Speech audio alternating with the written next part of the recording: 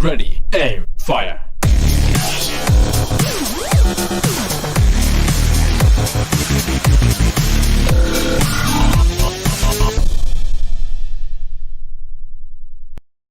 Welcome to Live with Sensei. I'm your host, Jay Haynes, for the Film Sensei YouTube channel. In this 12th episode of Season 2, I'm delighted to be hosting expert in VFX, Mike Miller. Welcome, sir.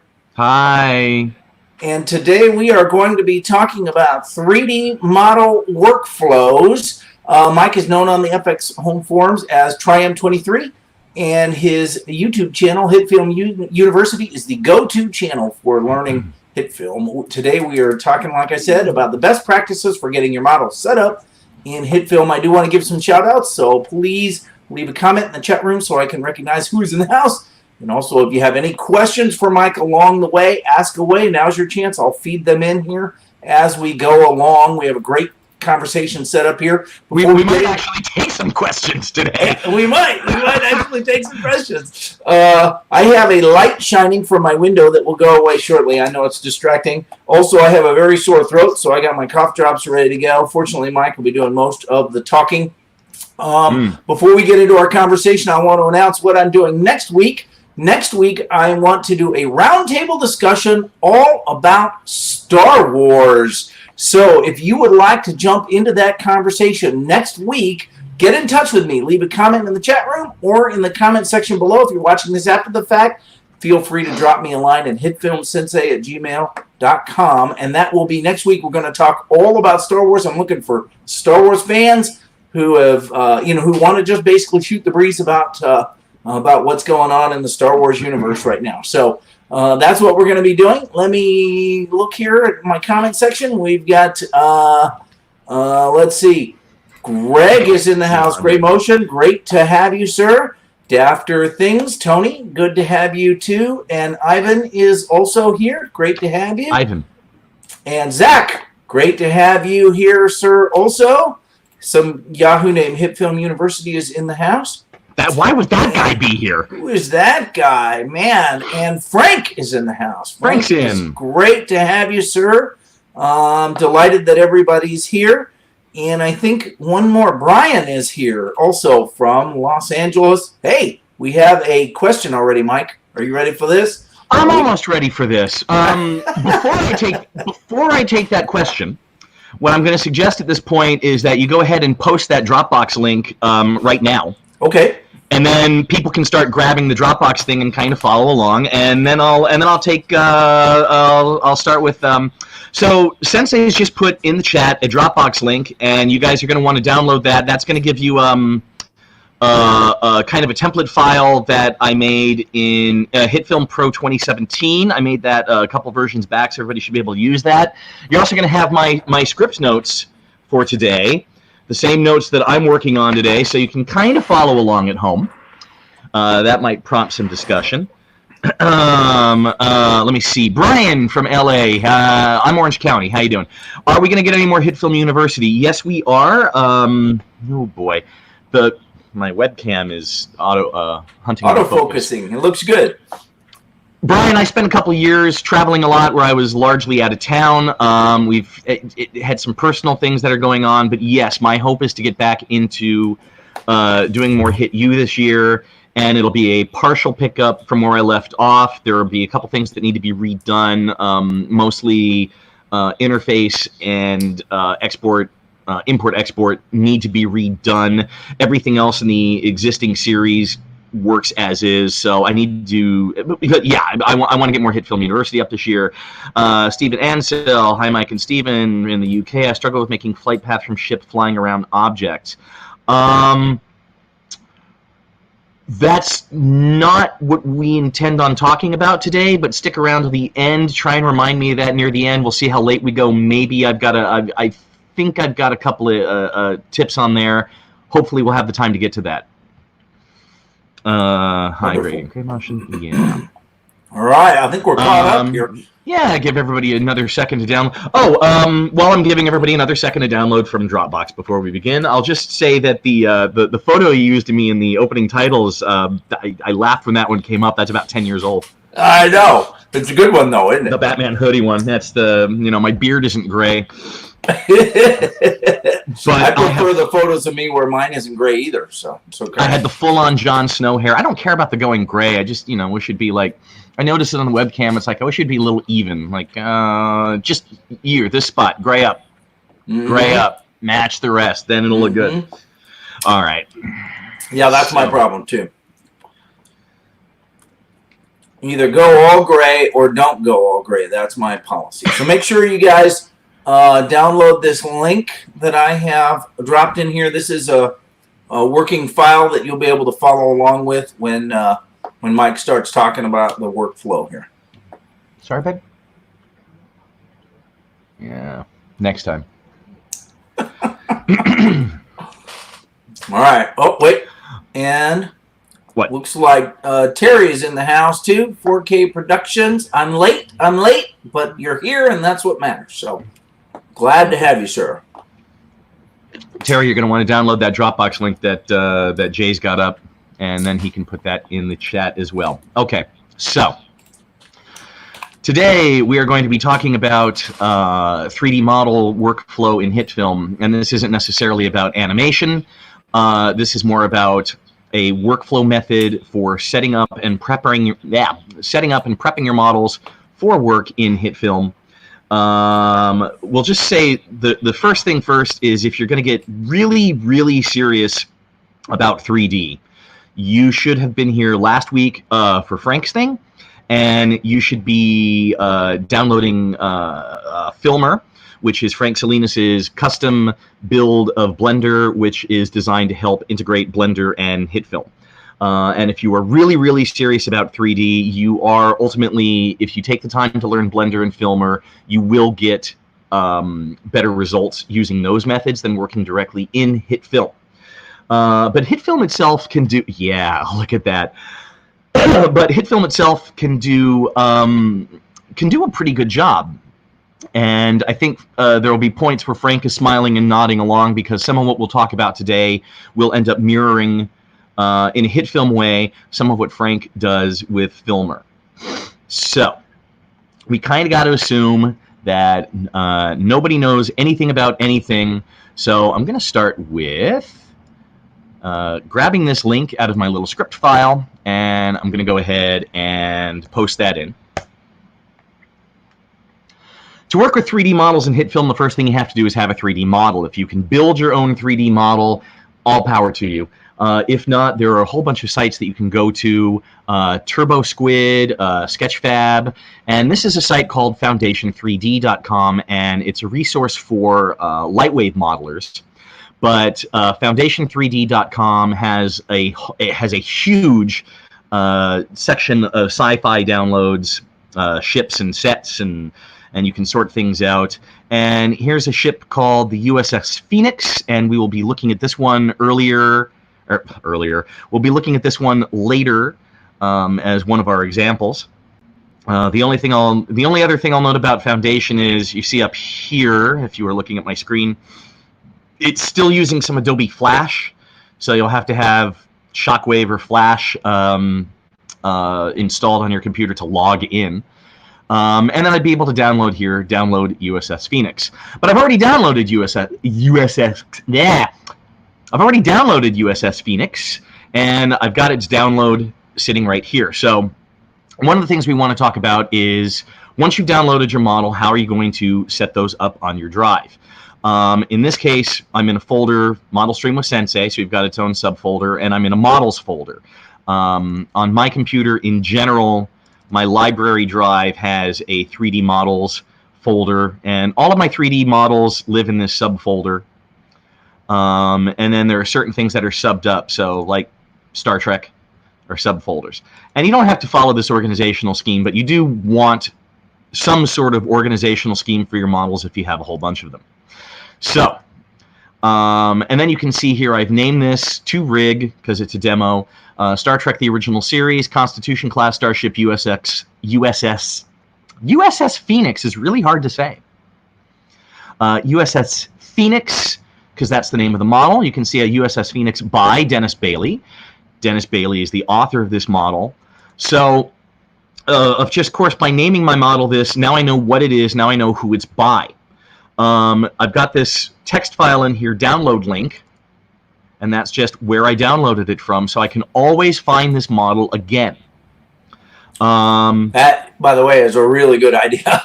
And I didn't start doing that, but I put a thing, it's called url.txt, and it has all pertinent information that I think is important, but especially the fact that it has that downlink, and it also has a copy of the sharing, the Creative Commons sharing license that this particular model uses, so that I don't have to go back and look.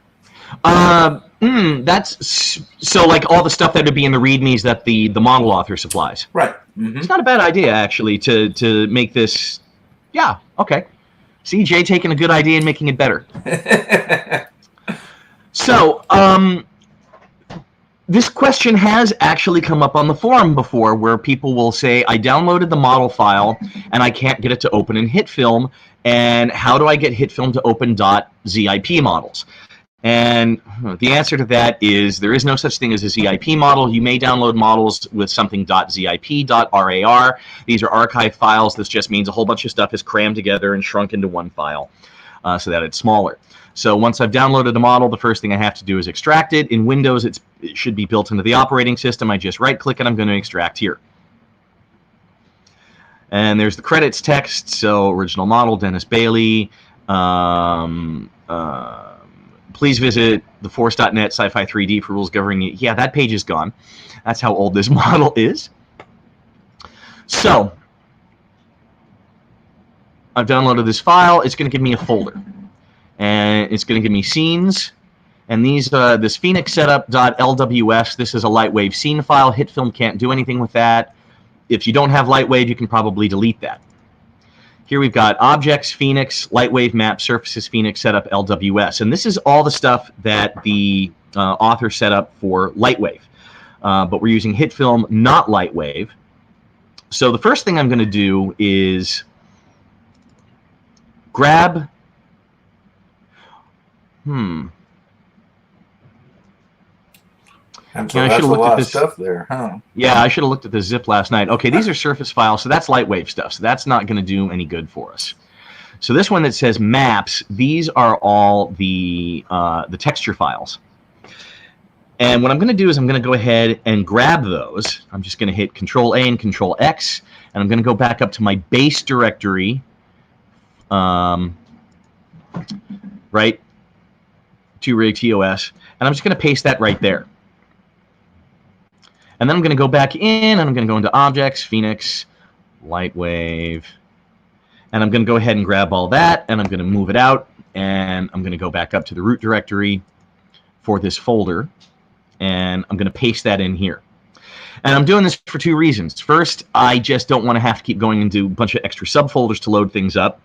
And the second thing is, when we get to loading these files into HitFilm, if the texture maps are in the same folder as the actual geometry, HitFilm will try and grab it and try and link it. If these folders are, if these texture files are all in a different folder, then at some point I'm going to have to go find them all, and that's really tedious. And since I don't need anything else in this new tech folder, I'll just go ahead and delete that to free up the drive space. Not that it's much. And then I would probably go ahead and get rid of the original zip file as well. Because from any future point, if I'm going to make a backup of this file, I'm going to zip up my own version that I've been working on. So let me think. Unzip, move textures, discuss how HitFilm should find textures in the same folder model. I did that. So far, so good. So far, so good. Open HitFilm, load model setup project, and discuss the template. Okay. So if you have downloaded the Dropbox linked file that Jay posted in the chat a little bit earlier, then you have this. And open right now is a composite shot called Model Setup. We'll be doing most of our work in here today. And I'll just take a look at the other composite shots, and I'll open these up very quickly. This alignment grid, this is just, I keep this grid. And what is this, like a 100 by 100, and this alignment grid, this is just something I can drag over in, so I keep a little grid. this exists before the layout panel, and keeping a grid handy for overlay, it just can be useful. Camera is 1080p and camera is 4K UHD. If you've seen on the HitFilm University channel, one of my cameras, part 1, the virtual lens kit, talks about how to match a real-world camera to a HitFilm camera. And then if you saw Zach Allen's Thor hammer catch tutorial on the HitFilm channel, he also talked about that math formula. And this is just a whole bunch of cameras that are already calculated for 1080p and 4K, so I don't have to do that formula. So that's right, a great 18 mil, idea. yeah. My gosh. And then by having that there, just by having that in this composite shot, I have these cameras, and I can just drag them in when I need them. And I did a bunch of common lengths. So, you know, wonderful. my widest general lens, I've got a Canon 2470 lens at 24, 35, 50, 70, 100, 150, 200, 300 millimeter. Crane jib camera. This one's got some notes on it. This is, again, if you've seen either my tutorial on crane jib cameras or Jay's, then there's a whole tutorial out there on how to build crane jib cameras, but I keep one set up for myself. And I've got some notes so that I remember what I did, so that I've just always got a crane set up. And that's the same thing with tripod camera. So again, I've just got a camera set up with a yoke rig and a move point. So with these template files, I'm lazy. I don't like to do the same thing over and over again. So not necessarily this exact template, because this is what I made for this stream, but a starting template like this is something I use on almost all my projects. So when I open up a project, it's going to have a 3-point lighting setup. It's going to have those cameras. It's going to have that alignment grid, and then notes. And the thing about notes is HitFilm doesn't have a notepad. Well, I don't need a notepad. I've got a composite shot, and this is just a big text object, and this is my notepad. I just make a notepad composite shot in HitFilm, so I can write notes for myself. And setting up these things saves a little bit. You can see this is my preferred window layout. So when you open up this file, you should have gotten this window layout. And I did this. I also had set up in the editor timeline my track sizes set up for medium and small. And I had that set up. It's only been, I think it was HitFilm 12 where you got the ability to set the preset for the track sizes in the editor timeline. It used to always go to large.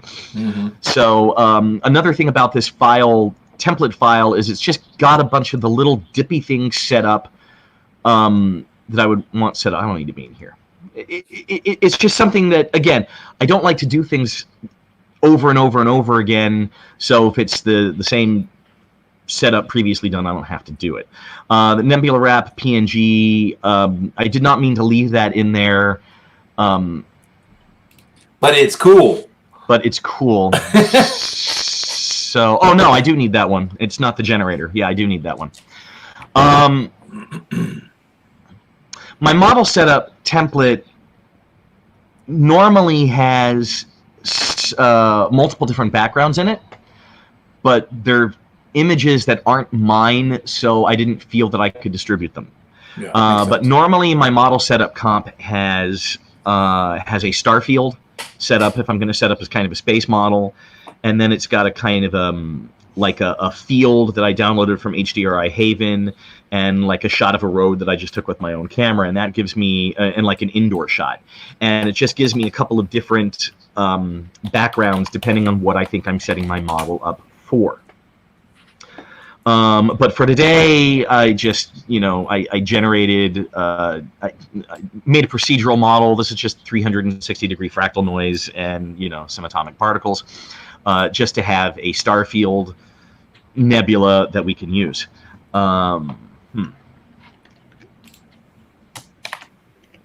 And, here's where I bring up the thing that I asked Jay to remind me of if I didn't bring it up. So in the model setup, I've got a sphere that's in here right now, And then you can see I've got a model X tilt and a model Y pan. And again, this is, if you've seen the HitFilm University stuff on animation, this is my yoke rig. In case anybody hasn't, I keep talking about a yoke rig. And this is my name. In HitFilm, rotation is always on the X-axis first, then the Y-axis, then the Z-axis. And this is just the order that HitFilms does things in. It's always X, then Y, then Z. And sometimes you want to have things rotate in a different order, particularly a camera. Because if you put a camera on a tripod, it rotates from the bottom of the tripod, or at the base of the tripod head, and then it tilts up and down, and then there's no Z on the tripod. So the correct order of rotation on a tripod is Y and then X. So the only way to get that to happen in HitFilm is with a point rig. So I would parent this sphere to the X model X tilt, and the X tilt is I'm only ever going to animate X on that. The Y, I would only animate the Y on that. And again, just by having this ready to go, and then the Y pan is parented to a move point. So again, just by having all this stuff ready to go, I don't have to build the 3 points and parent them every time I'm doing a model. It's just saving that minute. And then, so you see here, this says 3-point lighting composite shot, and if I turn that off, my lighting goes away.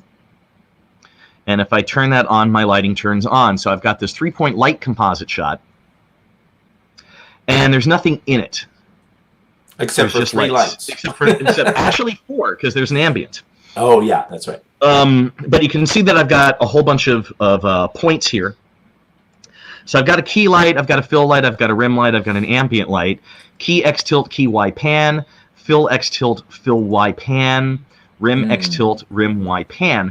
And these are, again, 3 yoke rigs.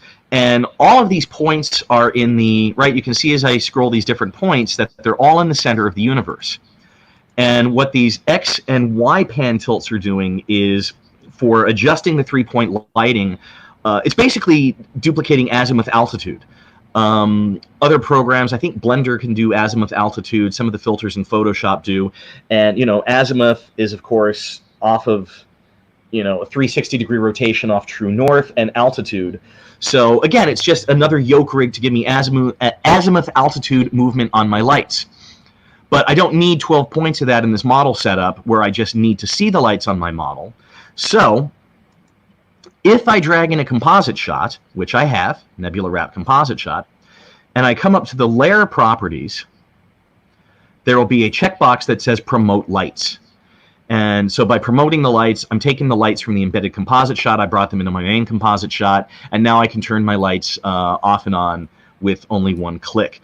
This will slow down operation because it's got to reach into the composite shot, the 3D unrolled composite shot, bring the lights in, calculate them. But this isn't an animation comp, this is setting up the model. So, who cares? And it's just, now I don't have 12 points, I can just turn my lights off and on. As we get a little bit later into this process, and I start adjusting lights, you'll see where, for today, that's not necessarily the smartest way to do it. And then the last thing in here, a folder of 3D models, a cone, a cube, a cylinder, an icosphere, a pyramid, and a sphere, and a torus. And these are literally the primitives you would get if you opened up Blender and went add mesh, cone, add mesh, cube, add mesh, cylinder. These are the default objects that Blender gives you, and then I just made sure that they had some sort of UV unwrapping on it, and I exported them. I set their materials to 50% gray for the ambient and the specular and all that, and I brought them into HitFilm. And we'll come back to it's just, why not have them ready to go, and then we'll talk a little bit more about what I use these for later. So I'm going to go ahead and mute that sphere. So let me flip back over, take a look. I can make a cube really well. Okay, I'm going to take a second and read the comments here. Files are RAM intensive, done and done. How do I do a heart? I don't know, Frank. I use a 3D model for 3D printing. I can make a cube really well. Dropbox. Andy's working on his neon shot.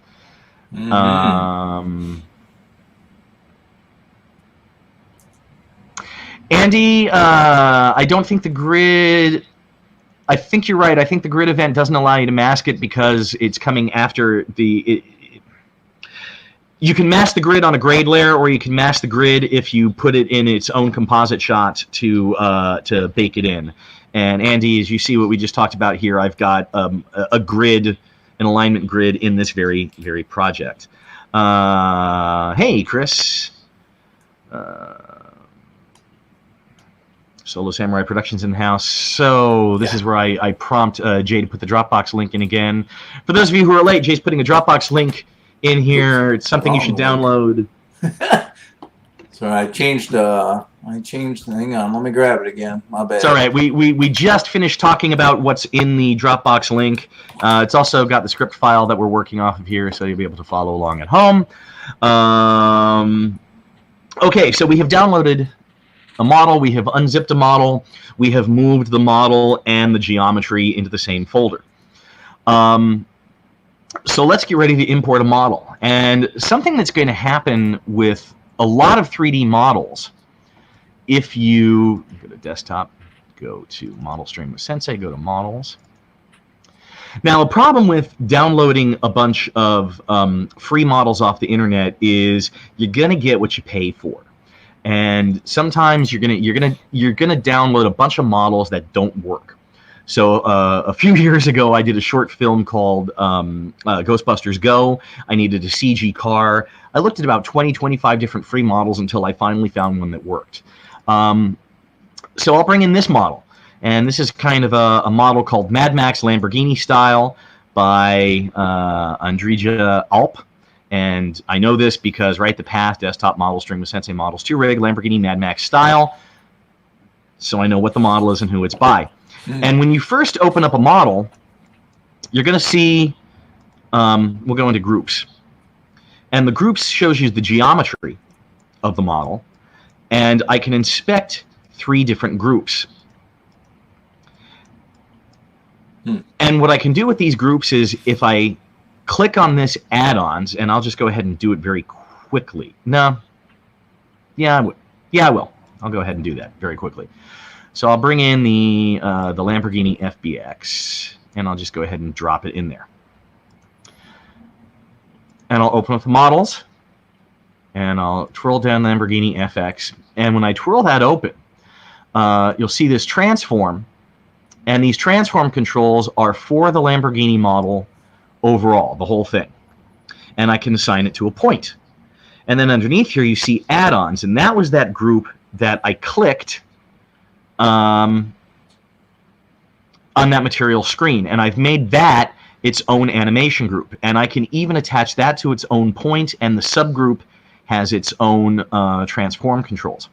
But the problem with the add-ons on this one is you see that it's the wheels and that window grid and a bunch of stuff on top. Yeah. So that basically means that if I want to animate this model, it's no good. I can't use this model. There's no point in continuing to import this model if the purpose is to animate it. It doesn't work, period. So the first thing I'm going to do when I look at a model is I'm going to look at the geometry groups and see if it does what I need it to do. So let's open up this Dodge Viper SRT, because I'm still looking for a car.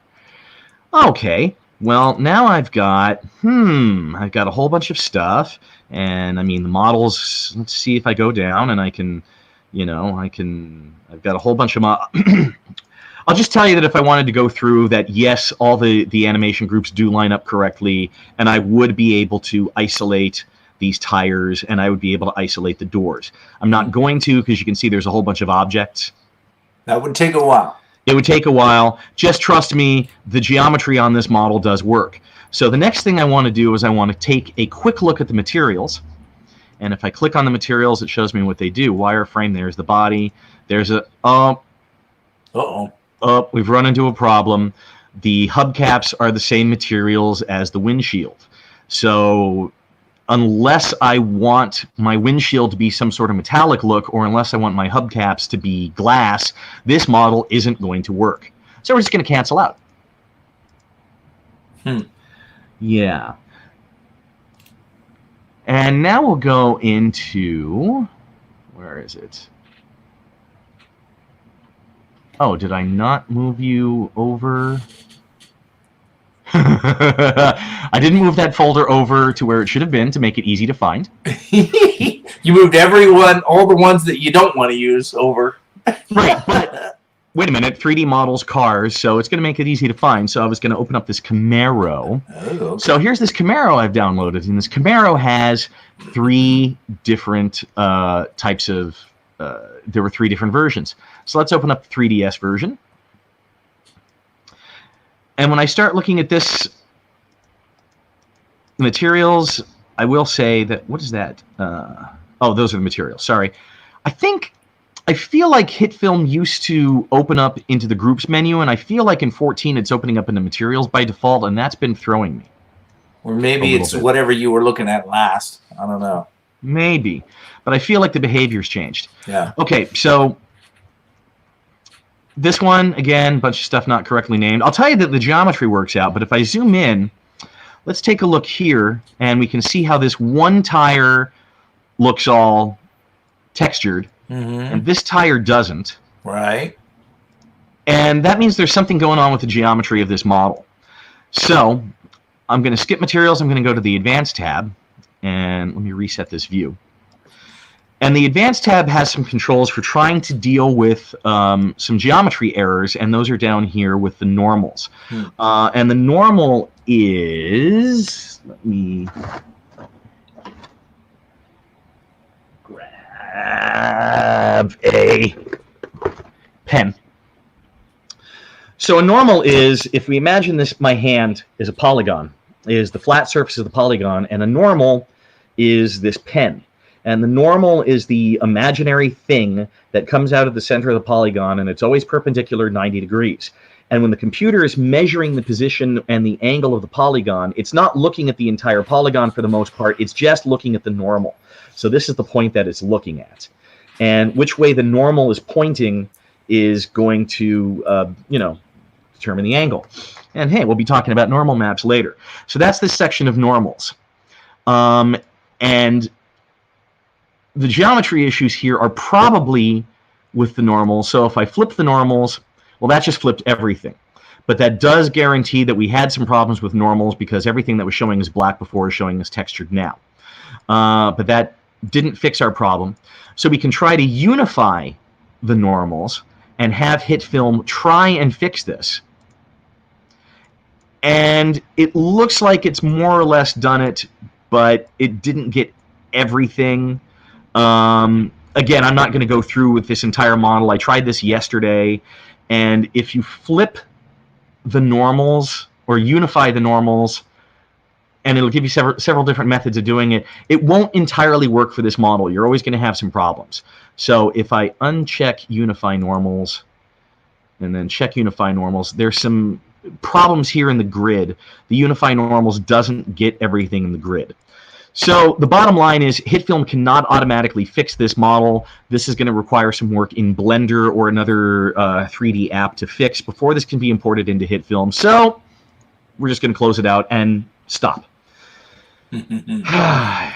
Like I said, it's almost like with free models, you get what you pay for. Cars can be really annoying. We're going to do a plane. Desktop. Model stream with Sensei. Models. Here we go. All right. So we've got a model, and it's called Blade. Blade 2 by Craig A. Clark. And here's our groups. And I'm just going to step through all my geometry groups. And all I'm looking for is the propeller. Nice and easy. One thing, it's a propeller. That's all I need. And I already know it's down here at the bottom. There it is. So I'm going to click this checkbox to tell HitFilm that I need this to be a separate animation group. And then I'm going to right-click. And it has to be a right-click. F2 doesn't work here. So I'm going to right-click, and I'm going to select Rename Propeller. And I mean, in this case, I'm going to have a body and a propeller. I can figure this out, but we'll watch what will happen later on. And I'm going to go ahead and reset this, and I'm going to go into the Advanced tab, and now we'll talk about the Advanced tab a little more detailed. Coordinate system, flip YZ axis. Jay, go ahead and show me again for a second, please. Okay, so hit film coordinates. X is left, right. Y is up, down. Z is in, out. But some 3D programs have the Y and Z axis differently. X is always left, right. In some programs, Y is in, out, and Z is up, down. Blender is one of those. Yeah. Right. So flip YZ axis. That's what that's for. It's just to, you know, so I can flip the Y and Z axis if I want to. Center anchor point. I don't think it'll do anything different on this model. The anchor point in a 3D model is the imaginary center around which it scales and around which it moves. And depending on the model, the anchor point may already be in the center, or it may be somewhere else. So when I click center anchor point, it's going to put the anchor point right in the center of the model's geometry. And if I uncheck that and hit update preview, you see just that very slight shift. Yeah. So the creator of the model has put that anchor point somewhere else. I think it's usually a good idea to uncheck center anchor point, click update preview, and see where the creator has put that anchor point, and then decide if you want it there. Or for something like an airplane, you know, I probably want it in the center. If I'm bringing in something that's going to be like a planet or an asteroid or something, I definitely want it in the center. If I'm bringing in something like a car or a dinosaur or something, if the creator has put the anchor point down, say at the wheel level, where the wheels hit the ground, then I would definitely want to leave the center point, you know, the anchor point down on the ground, because then everything's going to lock to the ground, and as I scale the car, and I don't have to move the anchor point. So this is just going to depend on the model. 3D model unit scale, auto normalize is checked, and what this does is it shrinks the model so that it's going to fit in a 500 by 500 by 500 box. If I uncheck this and update the preview, then we're using a single unit scale, 1 meter. This will depend whether or not you want to auto normalize or not is going to be up to individual taste. If you built your own models and you're bringing in several models that you've built and you've built to a scale and you've got everything built to scale with each other, definitely bring things in on whatever scale you've used. If you're doing something like, say, a Star Wars battle, and maybe I'm using a Y-wing by one author and a TIE fighter by a different author, and I don't know what they built them to, most of the time I bring in my stuff auto-normalized, and then I scale it in the project. So I'm going to go ahead and auto-normalize it for now. Normals, flip normals, unify normals. We talked about this. UV mapping, flip UV coordinates. That just it flips the UV coordinates. There are no UVs on this model. So I've checked my groups. I'm going to take a quick look at my materials, but again, this is just making sure that I don't have anything weird like on that one car where the windshield was the same material as the tire. So this is just a quick check to make sure that I don't have anything weird like that. I'm going to hit OK. I'm going to bring the model in, and I'm going to drop it into... Whoops, let's not do that. I'm going to put the sphere at the bottom for now. And I'm going to drop it into my shot. And the next thing I'm going to do is I'm going to go over to my materials. I'm going to open those up. I'm illuminated. I'm going to receive shadows. I'm going to go ahead and turn on cast shadows. I'm going to turn on receives reflections. I'm going to turn on cast reflections. I'm going to turn on ambient occlusion. And I'm also going to make sure that my quality is on final, so all my shadows are showing. And I'm going to assign an environment map to the lair, and I'm going to use the lair, the nebula wrap PNG composite. And what this is doing is pretty much setting my model up for almost anything I'm going to do. It is illuminated, which means it sees the lights. It is receiving shadows, which means if I had another object by it that was casting... Oh. I do have another object that can cast a shadow on it. As luck would have it. As luck would have it. Wait for HitFilm to catch up.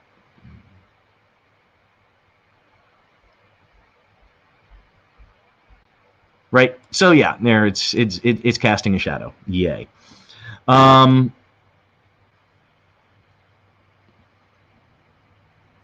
Go back to that. Receive and cast reflections. I do want those to be on most of the time. Cast, receive, ambient occlusion. Ambient occlusion is the self-shadowing that you get on objects where two objects intersect. You could see this in the corner of any room. You just look at the corner and you go like, oh yeah, it's dark where those things come across each other. And these are things that you have to turn on every time you drag a new model onto the timeline. So I don't want to do that every time, so I'm going to do something very important at this point, and I'm going to save my project as. And I'm going to do that. I'm going to go into Models. I'm going to go into the very same folder where my model geometry is. So I loaded the model from Rigged Blade 2 by Craig A. Clark, and that's where I'm going to put my project. And I used to do this as a composite shot. Just go ahead and do this as a project file. So now I'm going to save this as Blade 02 by Craig A. Clark. So yes, even my HitFilm project file is going to have the model name and its author in it. And I'm going to save that. Now, you would, if you had a model with a bunch of materials and stuff, then you definitely want to do that. So you wouldn't have to go back in and reset all that up over. Well, here's the thing. We haven't even talked about materials yet. Yeah. Right? Because materials, the thing about materials is materials are going to take forever to set up. And then if you use the model in different videos, like if I set this up and I get it looking beautiful in my star field, but then I need the same model in a planetary atmosphere, I'm going to have to readjust those materials anyway. Okay. So I didn't even get into materials yet. The first thing I want to do is definitely all that geometry stuff. And another reason I dropped this model on here, I'm going to take this down to quick mode for a moment. And another reason I've just dragged this model on here without looking at materials is I would want to drag this model around and look at it. I don't want to bring in a model to do it, but we've all dragged in those models that where you get like the flickery, right? You start rotating the model and polygons start flickering. That has never happened to me. Seriously? Have you been lucky? No. I'm just kidding. But I mean, the point being, I do my model groups and I check my advanced and I drop it in and I drag the model around and I look at it, because if I'm going to have one of those models that's going to have flickery polygons that need to be fixed, I want to discover that before I spend an hour working on materials. So, like I said, this is about workflow. So load the model, check your animation groups, check your advanced, drop it on the timeline, wiggle it around to make sure that you don't have any geometry problems, set all this material stuff, and save your project. Save it. Save, save, save, save, save. We're going to save a lot. Let me zero out my transform. So the next thing we want to do is we want to go ahead and do any rigging that we're going to do. So I'm going to give myself, I only need 2 views for this. And I'm going to go with a front, and I'm going to go with a top. And what I'm going to do is I'm going to create a point, and I'm going to make it 3D. And I'm going to rename it Propeller. And I'm going to go ahead and parent that to the Model X Tilt. I'm also going to parent my blade to the Model X Tilt, because that's where it would go.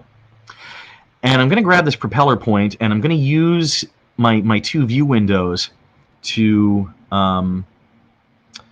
adjust. This is where I can tell that the stream is eating system resources, Jay, because this went a little bit faster last night.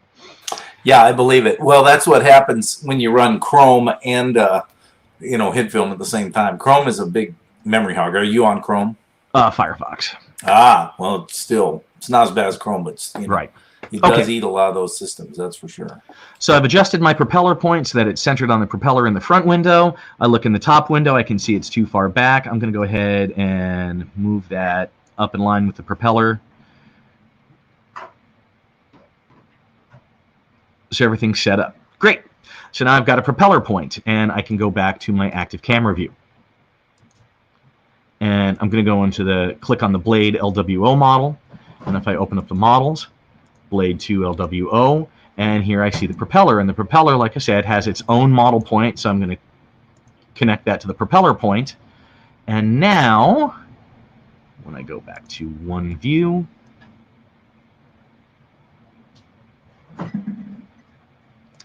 so now if I grab the model move point, I can move the model around. And if I grab the propeller point, I can spin the propeller around, and it's going to stay there. So I've rigged the model, so I'm going to save again. Hit Control S, save again. And now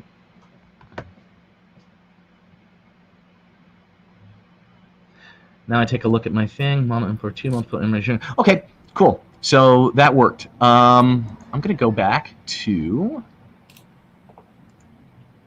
I'm going back to my base model setup project. While I do that, this would be a good time to see questions. Bye, Tony. Yep, Tony left. And Grade Works Hero, Ethan Butler. Hi, Ethan Butler. yep, Ethan Butler's here. Oh, Andy, you gotta go too. There you go. Hit the like button. Greg's got a whole hard drive full of those models. Full of those models that have geometry issues. Yes. Greg? Yes.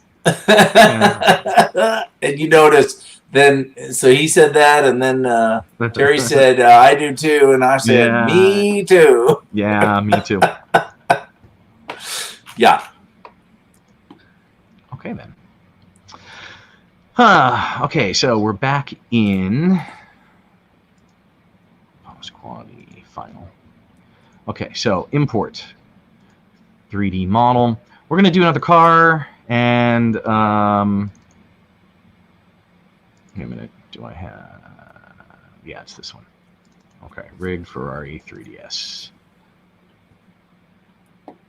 All right. Yeah, we're going to do a car. I'm just going to step through here, start finding my geometry.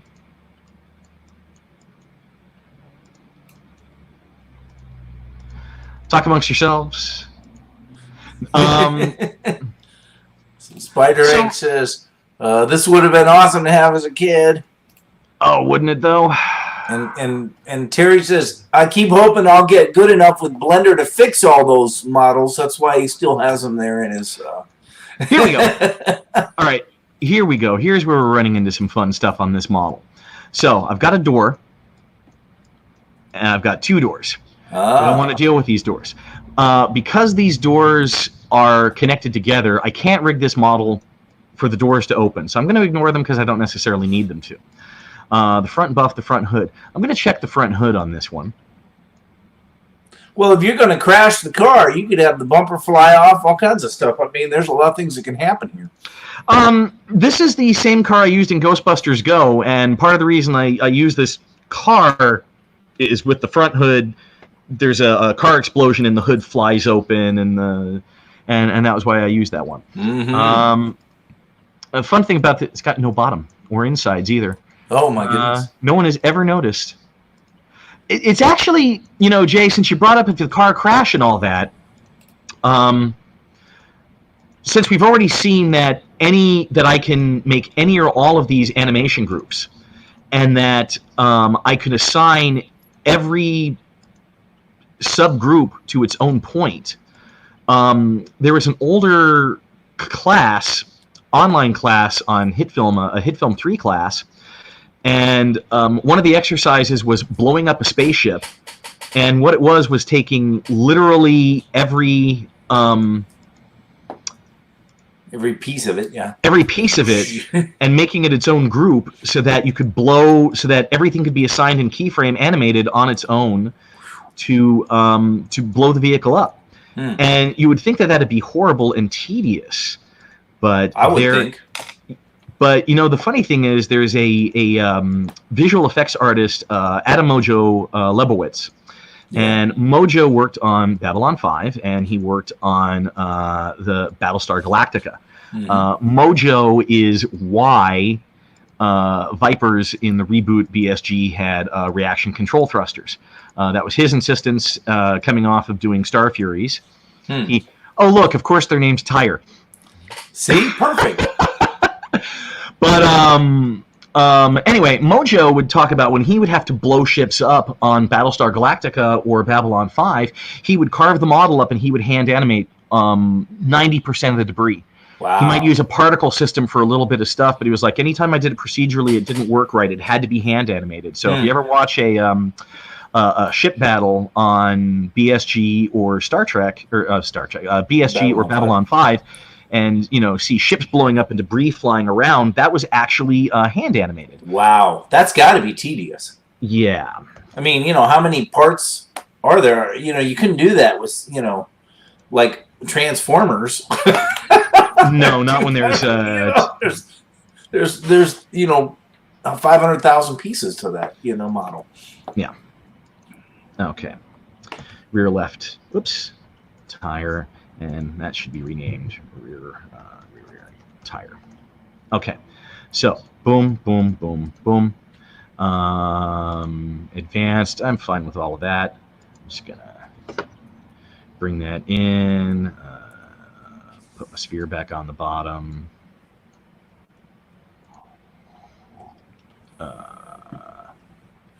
Now, this model, you can see here, 3ds.3ds. I kind of goofed on that one. I didn't name that correctly, so I'm going to go ahead and go back into its properties, and I'm going to name this Ferrari by, what is it, tries, quads, and n-gons. Tries, quads, and n-gons. Just so I've got that name correctly. There we go, Ferrari. And I can put that in, and it's the same thing I just did. Materials, illuminated, cast shadows, receive reflections, cast reflections, off, on. And I'm going to go ahead, we're going to go ahead and re-rig this, kind of like we did with the airplane. Yeah, kind of like we did with the airplane. I think I want 3 views for this one. 3 views. I want a top, a front, and a right. And let's create a point. I'm only going to rig up the 2 front tires on this one because I chose this model for a specific reason. So if I wanted to rig up the rear tires, I'm going to go ahead and take this back down to... If I wanted to rig up the rear tires, that's easy. I'm just going to take the point in 3D space. I'm going to move it to those rear tires. I'm going to, and do the parenting. But what I want to look at, and why I chose this particular model, is the front tires. And you can see that here in this front view, that these tires are turned. As a matter of fact, let me turn this top view into a bottom view. Yeah, you can really see that they're turned. Yeah. And let's go So you'll have to turn them back. Right. Yeah. Mm-hmm. Right. So I'm going to have to turn them back. So it will have to be centered where the turning of the tire happens, not just, the rotation. So the trick on that is I highlight my Ferrari layer. I'm going to go ahead and open models and Ferraris. And let's take a look at that front left tire. And the front left tire has, right, here's where I'll attach its point later, but you can see that it's got its own anchor point and its own anchor point orientation and its own rotation things. Oh, so all you have to do is just change that. Yeah, okay. So let's see if I get lucky. Now the problem is that anchor point is based off the center of the car. Yep. So that is a little bit annoying. But fixable. So it's fixable. So we've got 2 ways of doing this, and And the first one is I can mess around with its individual rotation and control things, but I don't think I'm going to do that. I think what I'm going to do is I'm going to do the slightly easier method, and I'm going to take my new point, my new 3D point, and I'm going to go ahead and line it up with the tire. Right in the middle. right in the middle, I hope.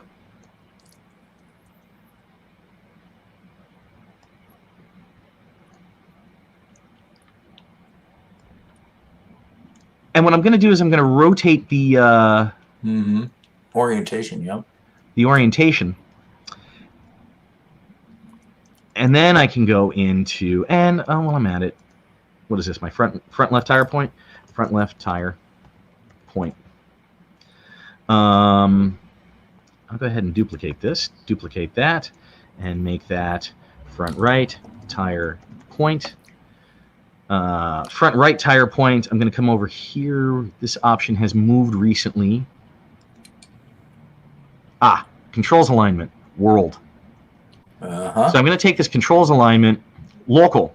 Controls alignment, local means it's aligned to itself. View means it's aligned to the camera view. World means it's aligned to the world. So if I change that from local to world, my front right tire point is no longer oriented to itself. It's oriented to the world. That makes it very easy to just slide it right across to here.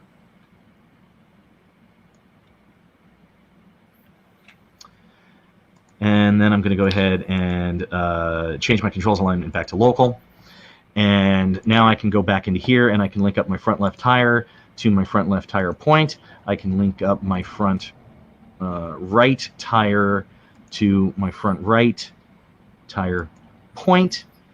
And then if I go back here, I'm going to change this orientation, 0 and 0. And now my wheels are straight. Voila. Voila.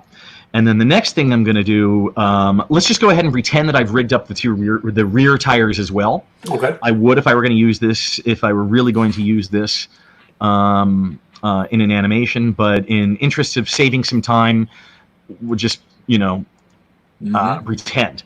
But here's something I'm going to do. I'm going to take my front left tire point and my front right tire point, and I'm going to go ahead and parent them to the model move point, and I'm going to parent them to the model move point.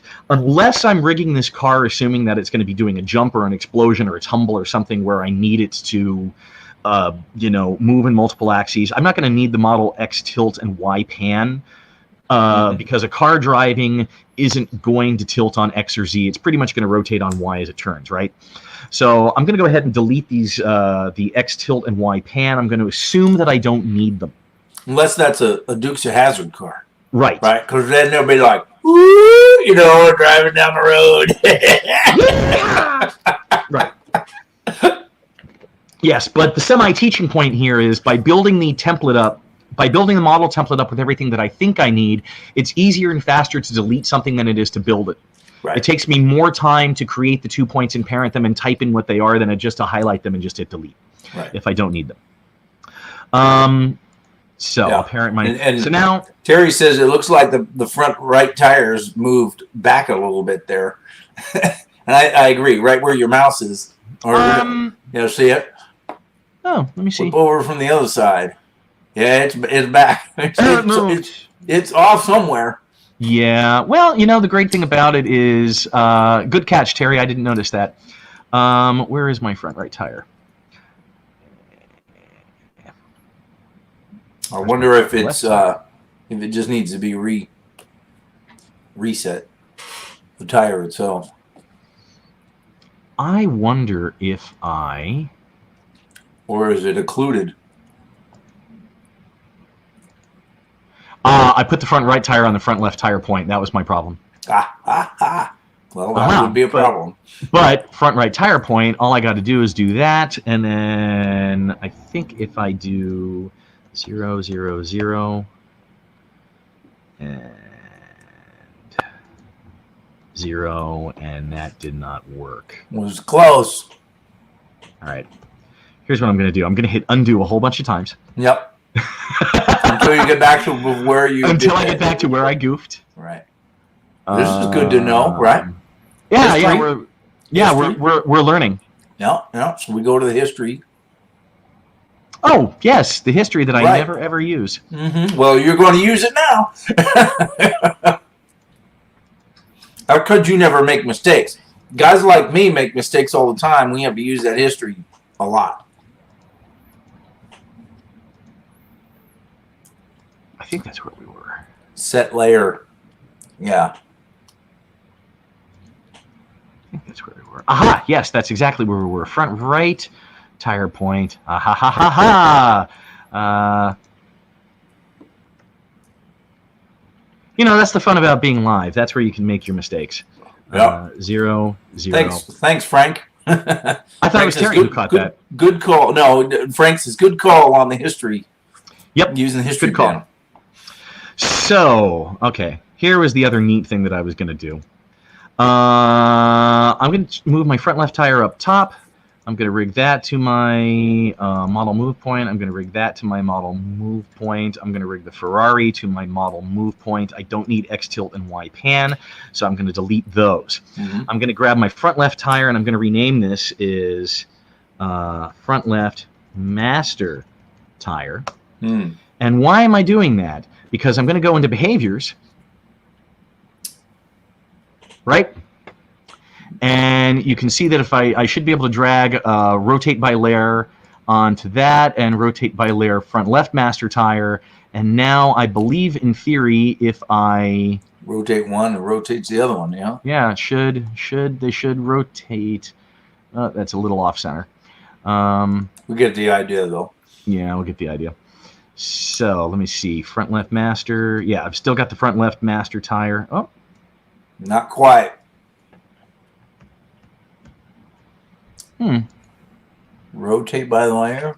Oh, because I have to actually set an amount, don't I?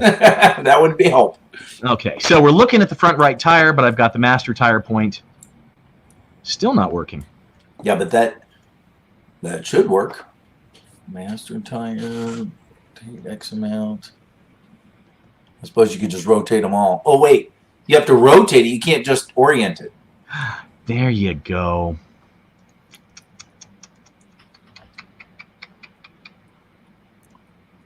Right. Yep. It's a little off, but you get the idea. So it's a little off center. Again, we're doing this. This is a quick live demo, so we're not taking the time to fully cherry it out. Yeah, the point being, if you do it correctly and not making a bunch of mistakes, I would be able to set up all 4 tires that I've only got to animate 1. And then right. And the front 2 you could turn, and you turn the master tire, and the other one turns. Right, and I would do that by, so if I had these tires, if I had the rear tires rigged, it would be the same behavior, and it would just be following the. Well, you know what, Jay? I need another point. No, you just zero out the Y rotation on the back tires so that they don't turn if you rotated the Y rotation, but the 2 front tires would turn if you turn the steering wheel. Right. So we'll go back to our active camera view. And then something with the plane model that I skipped. I want to put on a series of effects on this model at this point. And these are 3 effects that you're pretty much almost always going to end up using. Let me go back to final so I can see my lights. There we go. And what I'm going to do is I'm going to grab a curves, and I'm going to drag it to my Ferrari model. And I'm going to grab a blur, and I'm going to drag that to my model. And I'm going to grab a light wrap, and I'm going to drag that to my model. And the blur, I'm just going to set this to 0.5 radius, and I'm going to set it to 1 iteration. And this is what this blur is for integrating into live action footage, right? Oh, sorry, that was R2. That was my phone. And that's just, now that I'm at 100%, you can see that this is super crisp and super clean and super aliasy. So just that little half pixel, maybe even a 1 pixel blur, will just kind of give it a little bit of that softness that you get out of a video camera. This is a tip that I took from Simon Jones, like so many. And then the curves, once I get into grading, you're going to want curves. You're just going to want curves. And if I'm integrating into to a video plate or anything bright, here on the here, I'll zoom in here. It's only going to be on this tire a little bit that we'll see a bit, but if I put on a light wrap and go to the nebula wrap composite shot, and I'll make it an add, And you can see a little bit of layer. I mean, it's not that bright, but right. The point being, blurs, curves, and light wrap, you're pretty much almost always going to want one on your model. So add them at this point when you're setting the model up, because we still haven't gotten the materials yet, or animating it. So of course now I want to save as, and I should have saved a while ago. Save as models, Ferrari. I'm just going to call it model setup. I'll call it live stream. As you can see, I've already got this model set up for myself. So I want to save that. Hey, these effects, blur, curves, light wrap. I said I don't like to do things over and over again because I'm lazy. So I'm going to go ahead and select all three of these. I'm going to right click and I'm going to select create preset. And you probably already have select presets. Yeah. And I'm going to put this in Triem presets, and I'm going to put this model stack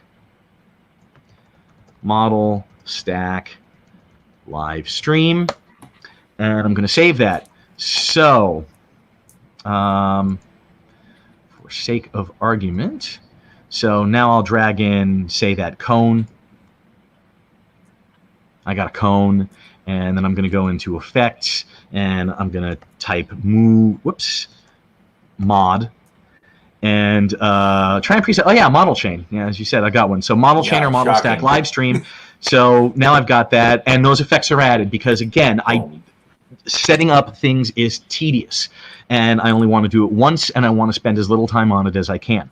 And so, let's do a few comments here, shall we?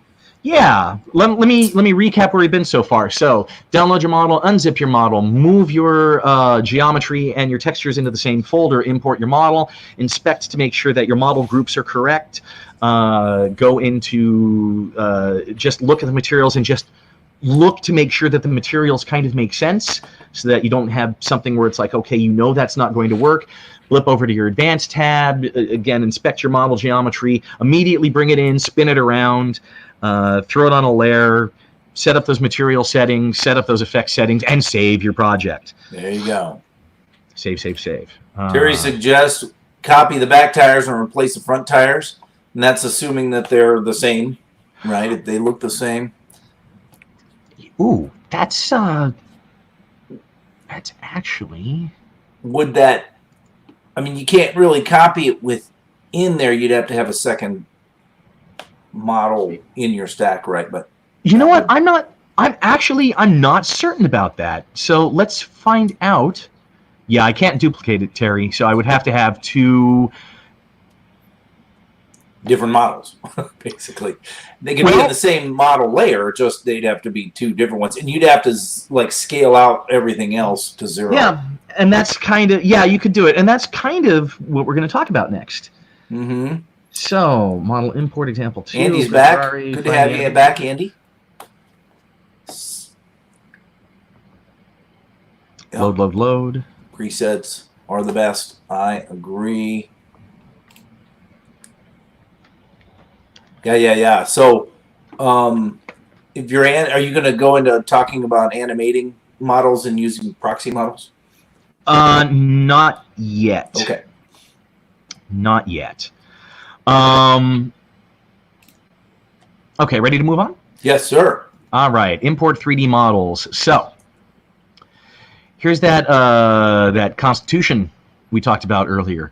Oh, Constitution class starship USS Phoenix by Dennis Bradley. When I go to load it in, I see several things: Phoenix engineering hull, Phoenix nacelles, Phoenix saucer, Phoenix hull lettering. Oh dear. Let's open up the saucer. What do you mean this 3D model could not be imported? Uh-oh, that's never good. I know this model works. I've loaded it up before. Okay, let me go back to my... This may be something that I had to bounce through Blender and resave in a different format because, you know, it's this model right here. It's the same one. Oh, I didn't like that either. That's weird. I'm going to close HitFilm and reopen HitFilm. All right. Sounds good. And let's see here. Yeah, so Terry says would have to be done in Blender then, which is true. if you were going to make the tires themselves. And then Andy's back to doing his neon thing. Big Ben. In Big neon. Ben getting a neon makeover. Nice. Nice. I like it.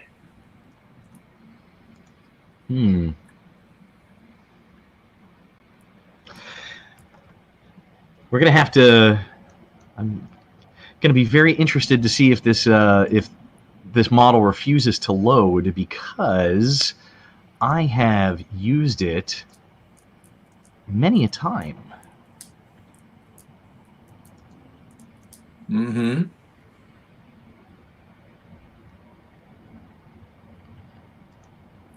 So in the meantime, if you have any questions, ask away. And remember, next week, Star Wars conversation. Anybody wants to jump in and talk about Star Wars? Let me know. Put a comment in the room, wherever it is, and or down in the below, or send me an email. hitfilmsensei@gmail.com. And Terry says he couldn't seem to find it at the foundation earlier. The model, I think.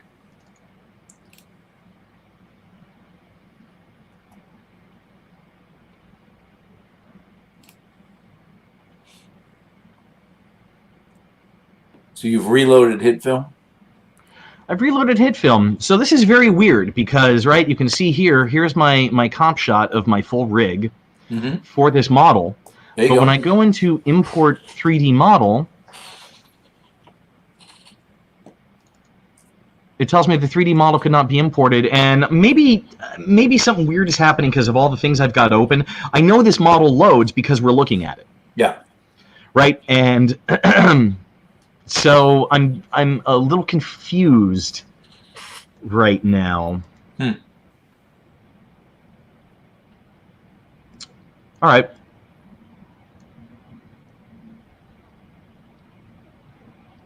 All right, I'll just talk about what I was going to talk about. The reason I had used this particular model is because it imported as multiple geometry files, and the key thing on that is when I'll have to grab another random model to show the. We'll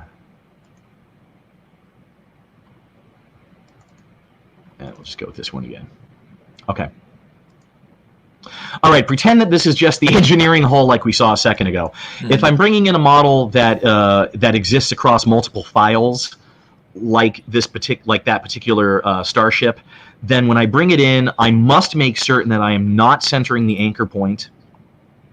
I need to leave the anchor point where it is, and I need to turn off auto normalize and pick a scale. It doesn't matter what the scale is. It can be meter, it can be centimeter. I just have to load in every individual section with the anchor point where the creator made it, and with the 3D model unit scale set to the same scale, whatever it is. And then I'll create another comp shot.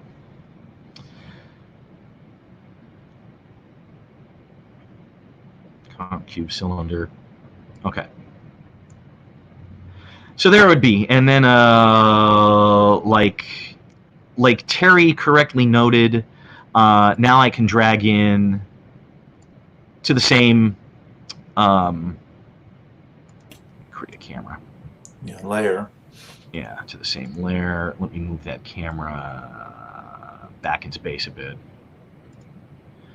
Right, so Phoenix saucer, Phoenix nacelles, warp glow, running lights, nacelles. Okay. And then there's a fourth model, but that model is literally just the windows, or not the windows, the name.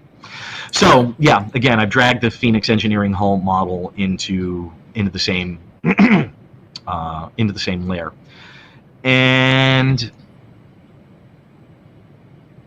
cool. Okay. And that creates natural occlusion between those models. Correct. or those model pieces in this case, but the models themselves will naturally occlude with each other. That's the good news. The bad news is all effects and whatnot have to be shared. Correct. But we're being able to put, I mean, besides the fact that, you know, with these all being the same, part of the same ship, being able to put same models on one layer is good. Let's say I'm trying to create something fairly large, like maybe I want to build a city, and I've got a bunch of individual building models, and I can put all my building models and my ground plane into a single layer and maybe create something like a city tile, but it's all one layer rather than 5 million layers. And then you could even, you know, create that city tile and then use the particle simulator to spread that out. And again, Simon Jones did a mini tutorial on that when Hit Film 4 got released. Yeah. So I'm just taking a second. I'm looking at my script. Okay.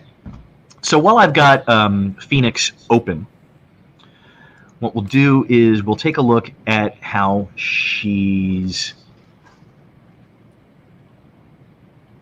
rigged. She's quite lovely.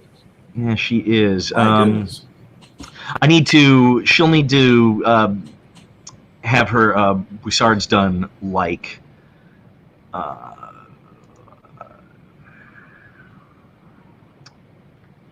tell me I saved that link somewhere.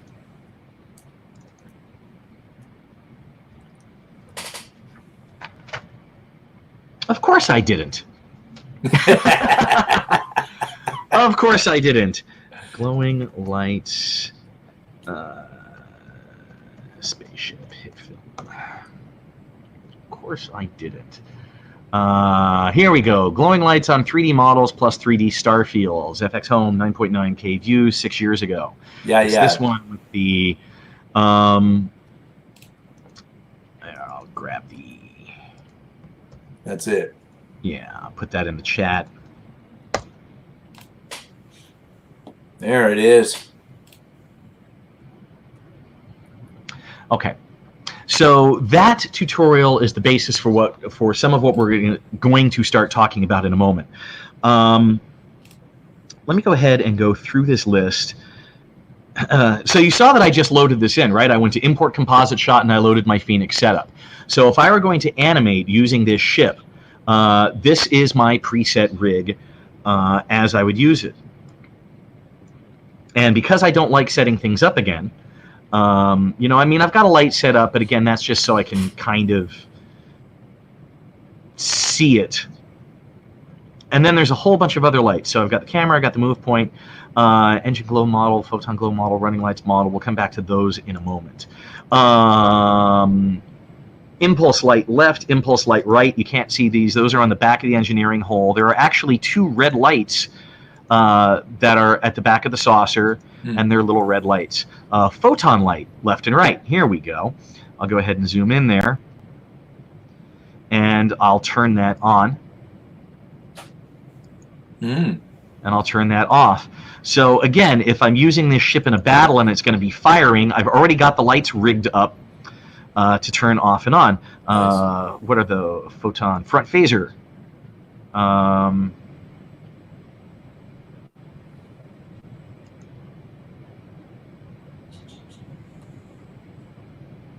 This is actually, there's actually another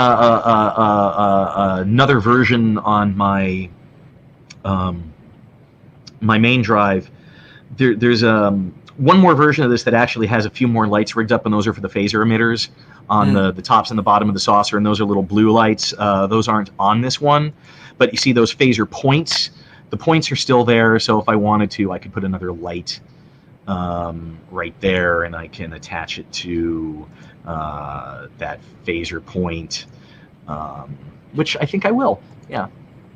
So 0, 0, 0, and you know, move it out a little bit and make it, you know, whatever. Let's make our phasers blue. Right, and then I'd give it a fall off and maybe a reach of 200 pixels. Rotate.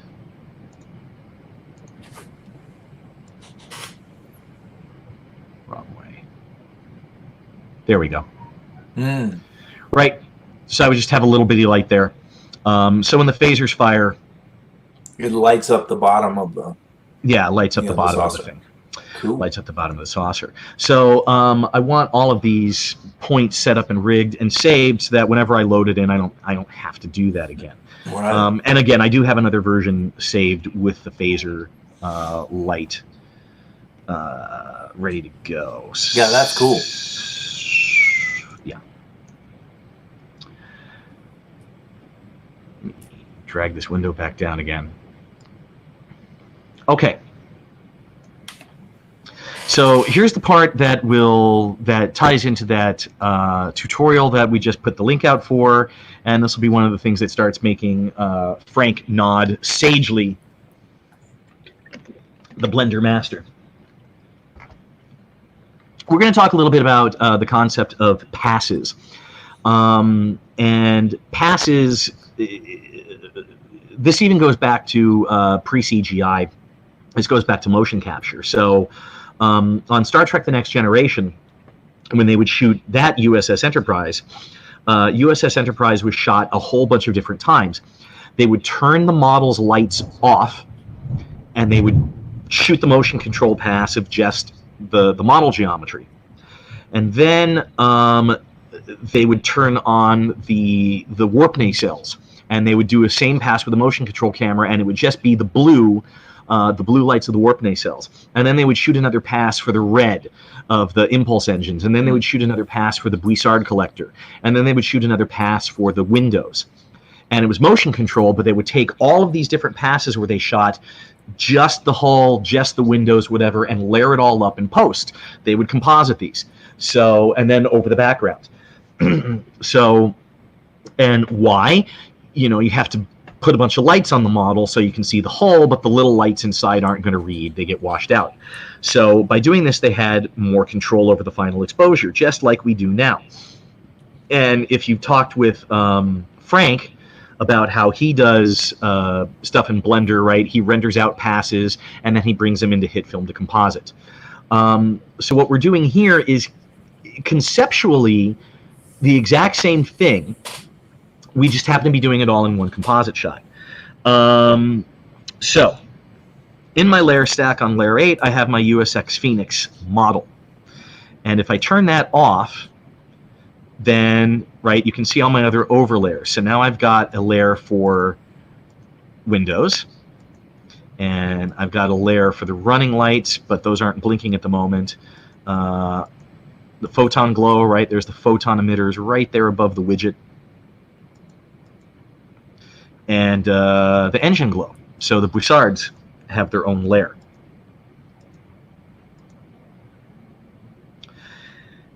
And the Phoenix, let me see if I turn everything else off. Okay, yeah. Right, so this gives me a fair amount of control over everything. I wish what I'm going to do is... Nah, I'll just stick here. Stick here where I am. The point being, by having all this stuff, if I were, let's say I'm animating something and I need to do something where the warp engines fail and whatever, and by having this on its separate layer, you know, I could animate the keyframe on this, and I could flicker this so that you could, you know, see the engines flicker and die. So let's take a look at.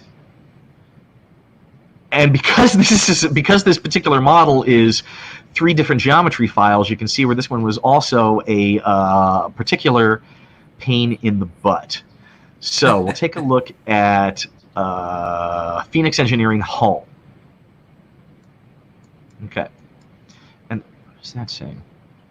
Diffuse map cannot be found. Specular map cannot be found.